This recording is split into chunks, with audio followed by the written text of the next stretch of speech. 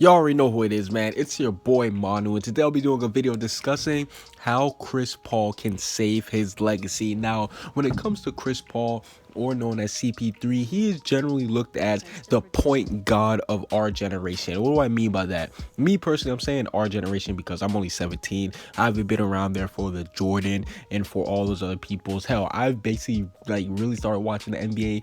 I want to say about 5 years ago when the Spurs first met the Heat in the actually when the Heat actually played the Dallas Mavericks. That's when I first actually started paying attention to the NBA like that for real. But we know that Chris Paul, he's basically been one of the most consistent point guards and one of the best point guards and one of the most, I guess you say, truest point guards of our generation, because nowadays we have the point guards who can either shoot crazy, they're doing more shooting than shooting guys, they're no longer the facilitators like Steph Curry, Kyrie, these guys, they're more scorers. And then we got some of the athletic point guards like Russell Westbrook, who can come out here and basically average a triple-double, do all these high-flying attacking moves. And really, the game of basketball has kind of become a little bit positionless, especially when it comes to the point guard, because we have people like Giannis who are 6'11", almost 7 foot, who are basically seen as they should only be playing like a center or maybe a power forward position, but now they're bringing the ball up court. So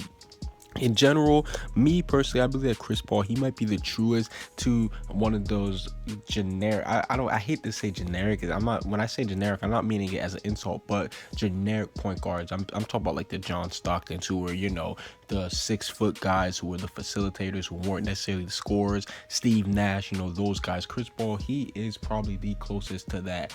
But when it comes to Chris Paul, he has the stats, he is going to go down as a Hall of Famer. But the one thing that he doesn't have is the accomplishments. I mean, he had the All-Star appearances, All-NBA teams, all that stuff. But he does not have the winning accomplishments. And what do I mean by that? This guy has never made it to the Western Conference Final. I mean, you would think a point guard that good, this good, would at least make it to the Western Conference Finals. I get it. There's some players who never make it to the finals, but a Western Conference Finals at least. So he never even made it out the second round. And to be honest, it's because of his teams. I mean, first we know he was on the Hornets, and then we had obviously the trade veto that came with the Lakers. A lot of people, they're still mad about that. Chris Paul, I definitely think he could he would have at least made it to a conference final, hell, a final. He could have won a ring if he would have teamed up with Kobe back in the day, but we know that got stopped. Then he moved on to the Clippers, and the Clippers, to me personally,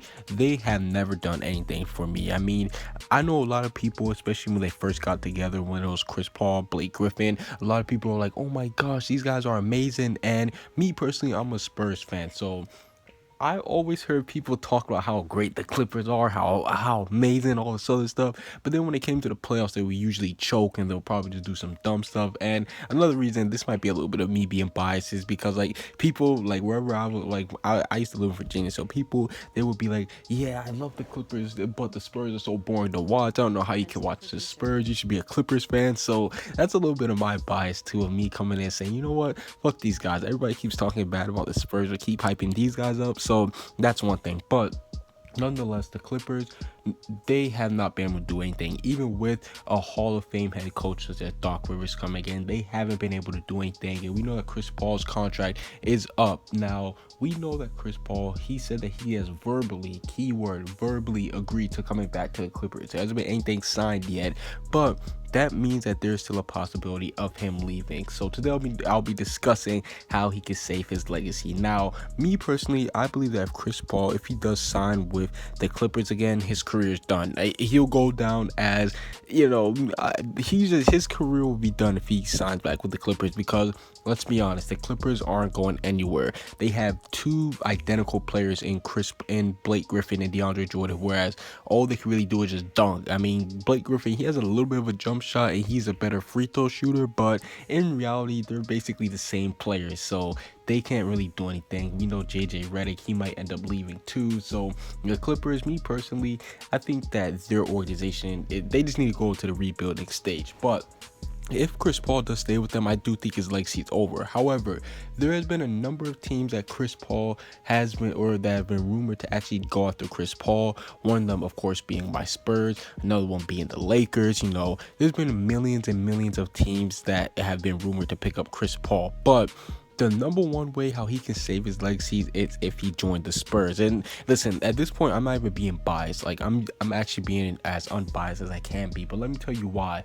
The Spurs are already such a complete team how they are right now, and let me tell you why. We have a rising star in, well, not even rising star, a superstar in Kawhi Leonard, who shows that he can take over. He can go Kobe mode whenever he has to. We saw at the beginning of, or at the ending of the regular season with the whole Rockets game, how he just straight up took over that game. And we even seen in the playoffs too, how he would lead against the Rockets and the Grizzlies. No, Kawhi Leonard, he has definitely been an amazing, and he's a great player. We also got some nice role players, like for example, Jonathan Simmons. He's definitely come up and started performing. Patty Mills, all these other, we have great role players on the team, and Chris Paul fits the system so perfectly because the Spurs, they have kind of that traditional offense. You know what I'm saying? They have the star, they have that one star who does like the scoring and stuff in Kawhi Leonard, but then they also got the fitting pieces who do the role. They have their spot up shooters,